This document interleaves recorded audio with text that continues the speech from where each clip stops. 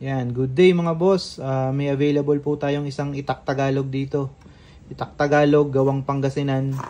Pero yung kaluban niya kay Dex, gawa ni Sir Efren Guevara. Meron siyang logo natin. Naka-engrave. Tapos sa likod, yung logo ni Sir Efren Guevara. Kay Dex.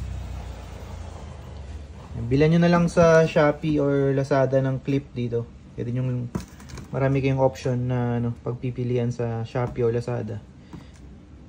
Belt loop, belt clip, pwedeng kabitan yan. Kydex yung kaluban, kamagong yung handle nya. Narrowing tang, nakapin yung tang, stainless, handguard, tsaka ferrule. 6 inches yung handle nya, 12 inches yung blade length. Buksan natin. Yan, ito yung talim niya mga boss. 12 inches yung blade length. Yan yung kapal.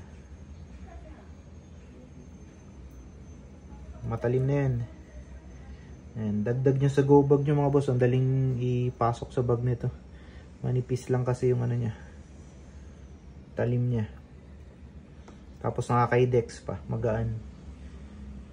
Oil quench 5160 yung bakal na ginamit. Gawang Pangasinan. Yan, ayun lang mga boss. PM lang po sa mga interesado.